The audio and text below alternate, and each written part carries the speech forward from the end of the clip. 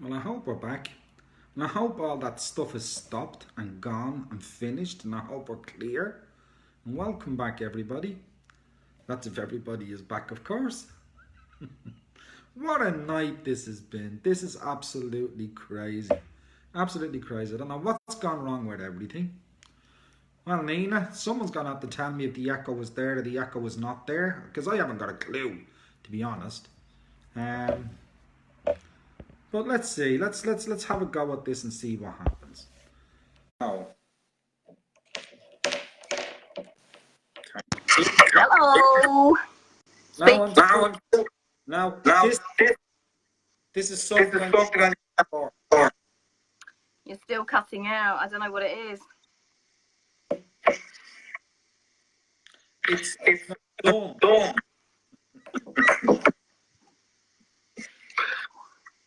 And I can't do it because I'm gonna do it for me. If he would. Yeah, I don't think it's anything we can remedy tonight, is it? No. Sorry, guys. Yeah, I mean, am I echoing? Can people tell me if I'm echoing? Because if not, I can still read, but you'll have to... Am I echoing to you?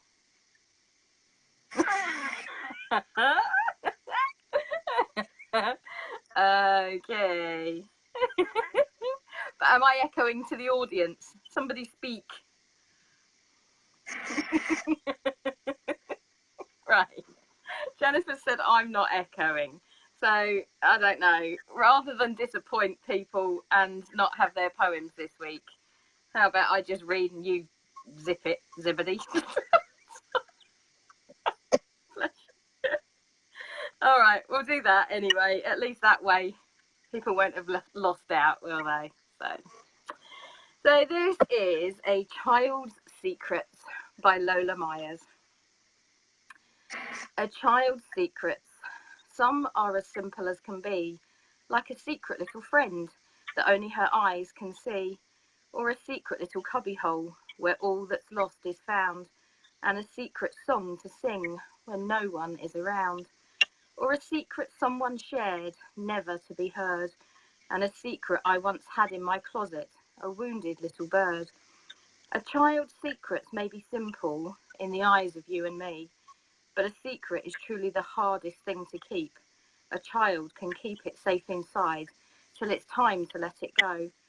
Then is when she'll share with all who want to know. A secret isn't at all a toy, although it keeps her quite content. It doesn't cost a penny, time is all that's spent. A child's secrets are forever, theirs, something no one can ever take. Like a wish upon a star, a secret when she wakes. Isn't it gorgeous? Can you do sign language or just write on a pad and hold it up? Right, so get yourself ready, write on a pad and then just hold it up, all right? No rude words. So this is by the lovely Marius Van Wyck. Wick. I do apologise if I've mispronounced that, Marius. Don't rustle.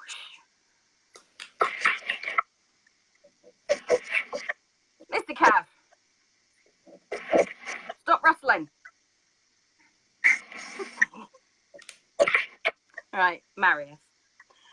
Pray tell what manner of things find you sorrowful in this the morning's forgotten hours, inquired the angel.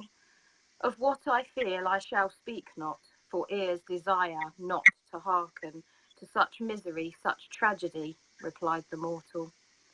Speak forth, dear mortal, for the breath of life be squandered not upon ill-born silences. The heart, the soul shall have their voices heard. Fear not retribution or scorn, for true be it this world shall ridicule the meek. Alas, the earth, Mother Nature, the Eternal One, shall protect them fiercely.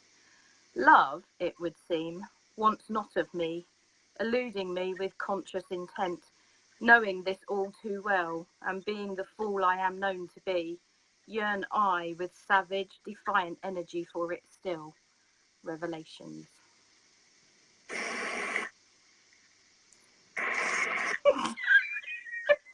Fabulous, was that? Lovely. Oh my goodness, this is just the weirdest one. And oh, I quite like you with laryngitis, actually. And then we have one by Chris Edridge, who sadly couldn't be with us tonight. And it's called Please. And it's a really sweet little one. Can I go to Narnia? I think I've had enough. Always being sensible with all this adult stuff.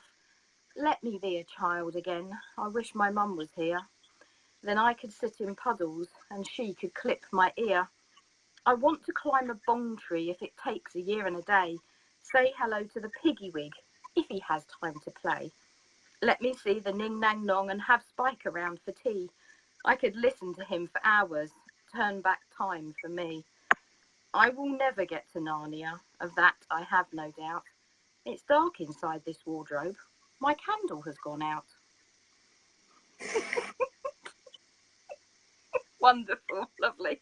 You see, that one spoke to me in volumes because The Lion, you love it. Nice.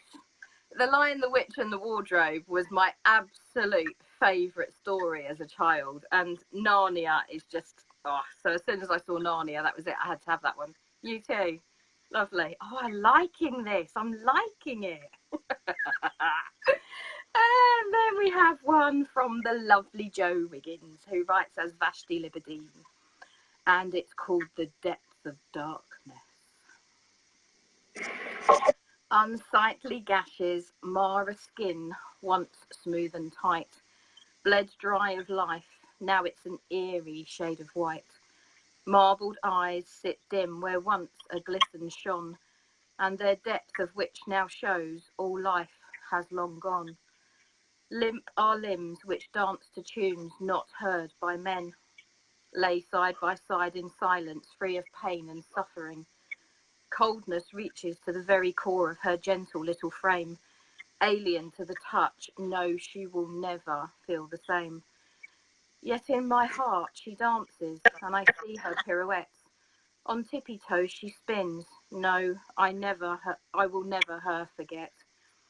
I still see her shiny eyes looking deeply into mine, telling me so softly, I'm okay, I feel just fine. And I foolishly believed her. I questioned naught. I wasn't there to help her in the battles she fought. I stood aside like others, some who loved her just as I, and none of us could save her, as she slowly wished to die. Wanting to be free of the turmoil that raged within, turning her to ash long before the fire would begin. I swallow hard and choke on tears that spill of pain, touching lifeless fingers that were free of sin and shame. If any that belonged to those that had sought to burden her, ones that made her tremble and feel less than that of worth, those that stood aside not knowing such as I myself, how best to keep she from harm and offer needed help. Now the worthlessness belongs completely to those of us reaching for answers to questions that come to surface. But no clarity will befall the ears of those who seek, just an eerie silence as the depth of darkness creeps. It was very sad, I know, but stunning. Jo's writing is always stunning, so. Then I have a lovely new lady, Tissy Taylor. What a fabulous name, I love that. I think it's untitled, I couldn't see a title. So this is by Tissy Taylor. What I couldn't know could scale a mountain, rise the waters deep, unveil a darkness, slaughter my poor heart, if only I knew. What I wished I knew, a single drop of rain, pieces of a past, unburied my ghosts churning inside me, starts a troubled mind. Every piece broken, shattered my whole, gone my sanity, mourning yesterday, youthful innocence, victim of your game. What I couldn't know halved me completely. Lingering anguish uprooted my truth. Painted memories consumed all of me. Lights reveal beauty, tempers the festered, unmasks the devil, stills the warring soul. Rise up, new freedom, deliver me home. Oh, that was a powerful one, wasn't it? Very powerful, very powerful. And now, buckle in, ladies and gentlemen, because I have a very long one. And I kind of ummed and ahed about this because it is considerably long, but it was too good to pass up. So, this is The Devil's Dance, The Candy Woman's Curse by Christina Bray. Be careful of the candy, my mother always said, fearful that something in the treats would surely see me dead. Each year she checked for razor blades, for poison and for worse, but never did she warn me of the Candy Woman's curse. I heard of the curse later on, then I was 17. At that age, children cease to enjoy in silly Halloween and seek instead for truer scares, for shivers and for shrieks, stories of horrors in the dark and rotting flesh that creeps. I heard the story from a boy who liked to look into horrors that came from near at hand, sad stories that were true, and anything that chilled the heart, the candy curse, he said, began near 90 years ago. A woman dressed in red appeared on the streets of our town 3 days from Halloween, so beautiful of form that she could scarcely be believed. She walked alone, spoke to no one, and seemed modest and kind, so quiet and so gentle that nobody paid her mind. But when she showed her face, each man who saw was besotted, and held all other loves they'd known before as something now dead. Even their families disappeared at once from their minds, so much that when the woman called, they left them all behind. To the dark woods they followed her, to dance amid the dark. They carried neither lamp nor candle, following the spark of red in the woman's dark eyes. The woman danced with each, though when they tried to press her down, she danced fast out of reach. None of the men thought of their wives or of their weeping child, but sought to possess the woman, so beguiling and wild. For 3 long nights they followed her with gifts and oaths of love. They offered life and heart and soul. They swore to God above that they'd give anything for her, oh thoughtless, foolish, bad. Too soon they'd known just what they'd done, being fickle and bad. While their fathers were far from home in chilly woodlands green, the children of the town were preparing for Halloween. Times were still hard and food was scarce, but on Halloween night, each child would grasp a wealth of sweets to bring their heart's delight. They'd made their costumes from paper and wax and bits of string, awaiting for the fast-beating hearts their time of hallowing. When the night came, the mothers, sad, waved their offspring goodbye. In those days, it was not thought strange for kids to roam the night. Without an adult by their side, shrieks of glee and delight were heard across the sleepy town as children roamed the night. As knocking on the waiting doors, they showed their costumes fine. With gasps and cries of loud applause, they were greeted every time. With gifts and waterfalls of sweets, they were all rewarded. From house to house and door to door, the giggling children sped. At first, that was all that took place. Then the woman was seen, a scarlet beauty beckoning children on Halloween. She gave the children who answered armfuls of sugar treats. None of the children in the town had ever seen such sweets. Delirious, they gorged on them, not waiting to get home. At first, they felt only pleasure. Then mouths began to foam. The children shivered and they shook. They crumpled to the ground. Mouths stretched open. They tried to scream but could not make a sound. That bitter night, the women of the town had cause to moan. They waited, but few of their children ever returned home. Their men were slain, found in the woods upon the morning light. Of the children there was no sign, the dears had vanished quite. The women mourned, none knew the cause of their bleak misery. So life marched on a 12-month more on the next Halloween. There were no haunts, no tricks, no treats, no decorations bright. The women locked their doors and cursed the now unholy night. Those who kept their homes locked up close would come to bless that choice. For when the clock struck midnight's hour, each mother heard the voice of their lost baby calling them to come out to the street, that they were hurt, in need of help, and they had come to meet their mothers true and beloved. Some answered quick, arms wide. They raced outside expecting joy, but soon they, screaming, died. Others stayed hidden in the dark, afraid to meet the calls. They listened as their neighbours died from behind their brick walls. One woman peered through her window, and there she saw a sight that stole the words from off her tongue and turned her hair pure white. The children had returned, it's true, but not as they had been. They were twisted, deformed and dark, their faces made her scream. The children no longer had eyes, their mouths were gaping holes, set with teeth sharp enough to rend the fabric of men's souls. Their hands were claws with needles tips, their screams were like rung bells. To look on them was to feel you stood on the brink of hell. The woman lived to write her tale, but her future was so sad. The horror of the demon kids had turned the woman mad. Days and years passed, and those who lived sought hard to comprehend. Finally, they came to believe that the woman in red had not been a woman at all, but the devil himself, come to the earth to add innocent children to his wealth, and that the sweets she'd given out on that Halloween night had turned the children to monsters to give mankind a fright. The town survived, though few knew how. New lovers, children born, brought new life in, but none forgot that bleak November morn. When they had lost both heart and hope, they never ceased to weep. When Halloween came round again, and never sought to sleep.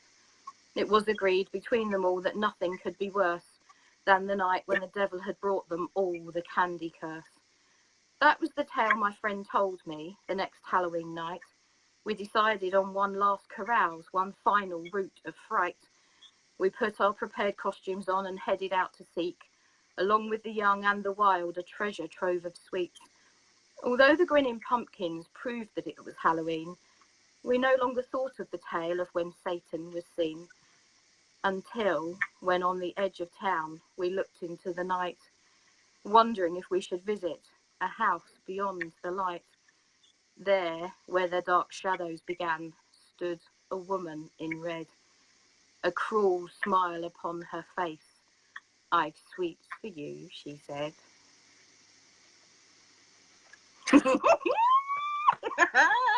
I know it was a long one, but I couldn't pass that up. I just thought it was incredible. Absolutely, you can speak. Incredible. I just, oh, love it. Love it, love it, love it. Speak, speak, speak. Yes. You've got to speak. I can't. Go on. I just did. Yeah, it's coming out. It's coming out in short bursts. You're all right. I've got two mics. Oh, this is the problem. Yeah. I have a Facebook. Oh dear. Let's hope we can get sorted. Well, I won't be here next week, but let's hope you can get sorted for next week.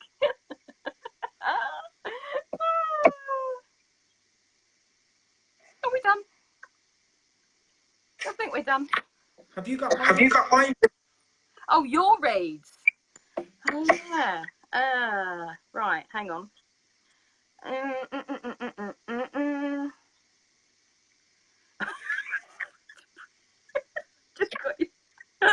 Just got your message. Oh, bless your heart. Yeah, don't breathe. Right, okay.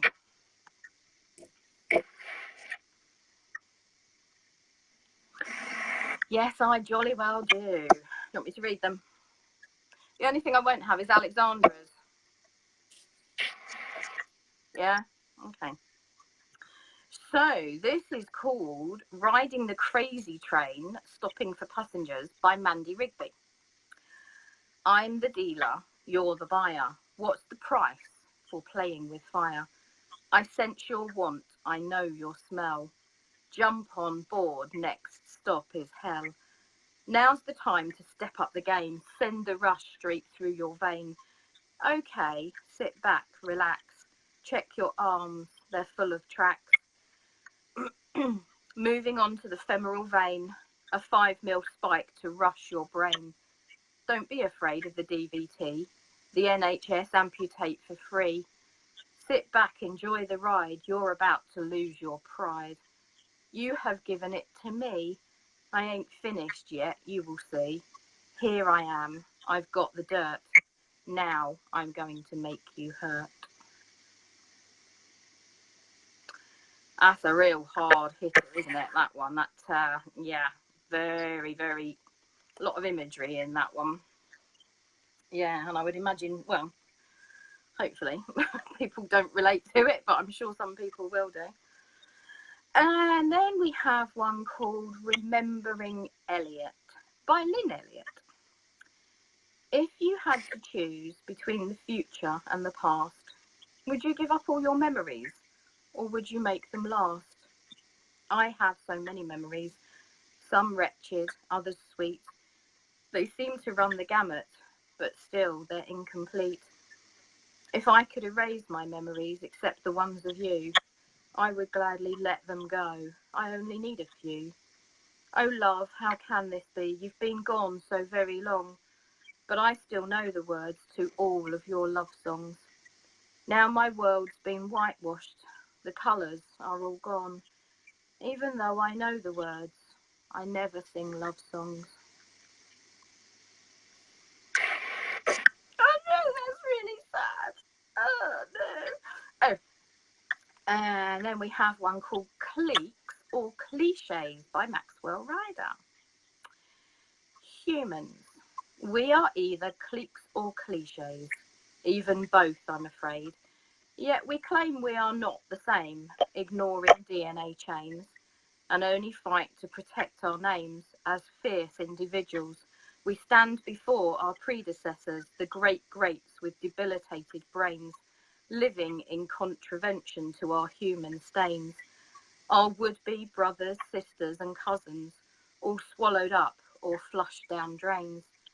So is it a wonder we're also insane, in addition to stupid? We eat our own excretions in the excrement of our war between love and hate. Ha! That one punches you right between the eyes, doesn't it? Yeah, fabulous, Maxwell. We need more from Maxwell. Brilliant. And then I think this is, I don't know if you know this lady, but she's certainly new to me. Sheila Ann Anderson. She's somebody you know? Yeah. And it's called Fear is Our Common Enemy. Bless you.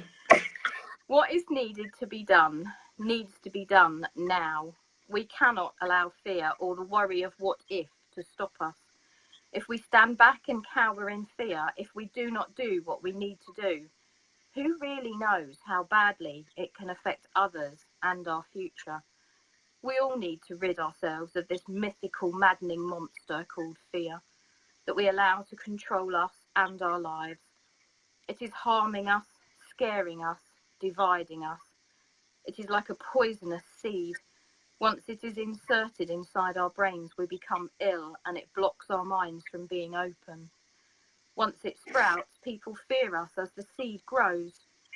Hate begins to grow too, from the many fractious fears. The worries of the what ifs, the why nows, the why me's. The fertilizer is the fear. It continues to grow from, and the worries and the whys of what ifs. Why them over me? Why she over he? What makes them more deserving than me? Instead, we need to open our eyes, open our hearts, pull out the weeds, and remove all the negative deeds. Start fresh and add new soil. Allow our beautiful minds to toil. Only with seeds of love and hope, encouragement, understanding, equality, support, fairness for all. Take away all the choking rope, bury deep the doubts and fears by ringing in a brand new year. Let us all please start right away. We can help each other start immediately today. That's a very positive one, isn't it, from Sheila? I like that one. That's yeah, that's a really nice message, that one. And then, oh, this one's going to crucify you. It's Hank. Sorry, darling. I'm sorry. I know, but he's yours, isn't he? But I'll try and do him justice. We'll call you. Okay. So, this is The Reverend Buckman by Hank Buchmer. As I finished the service for the boy's burial, the loud drunk continued laughing. He was still laughing as I put 3 holes in him and sent him to his own service. I will not abide rudeness in the face of death or in the presence of the Lord. There has been enough of that, and it will no longer stand in my presence. He looked good laying there face down, as if it was natural for him to be breathing dirt. Ashes to ashes, dirt to dirt. This piece of dirt has gone back to the dirt in the twinkling of an eye, and I feel no sense of guilt as we finish covering the boy with the last few shovelfuls. I collect my fee and I climb on my horse's back and push her out of the camp, heading for the next burial. There is no shortage of paydays for me. Death is always in season here in this land, and I am always more than ready to help them to their peace, or to send them there if need be. I know. Oh, fabulous, eh?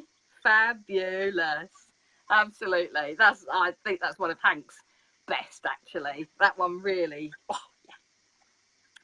And then I found 3 quotes to end the show. So with you in radio silence. You love. Lovely. Nice, lovely, thank you. Okay, so quote number 1, 3 syllables, film, starts with. Please don't do Gone with the Wind, I can't cope with it. Or Jaws, please don't do Jaws. Okay. People were created to be loved. Things were created to be used. The reason why the world is in chaos is because things are being loved and people are being used. And then another one, oh, very deep, very deep. You can never make the same mistake twice, because the second time is not a mistake, it's a choice. That's so, so true. So, so true. And then I thought this was really lovely to end on. Life is like a flute. It may have many holes and emptiness, but if you work on it carefully, it can play magical melodies. Ah! You go and toot your flute, mate. I know. You're going to have to speak now just to say goodbye.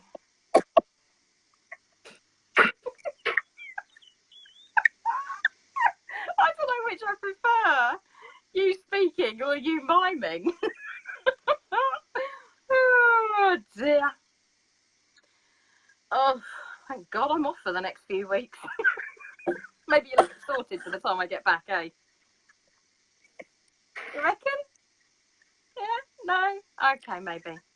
Has Andy answered you? You're keeping your lips sealed. Has Andy answered you? Just you nod or shake? No. Oh, he's watching Formula 1, that's why. You won't get any response from him. I don't even get a response from him when he's watching Formula 1, so. Tomorrow. Yeah, okay. All right, we'll do it tomorrow. Yeah.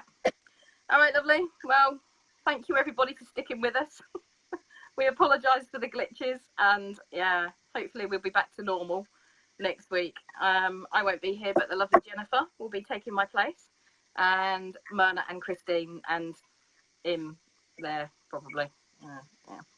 So thank you very much, ladies and gentlemen. We love you all, and take care. Have a good week. Bye.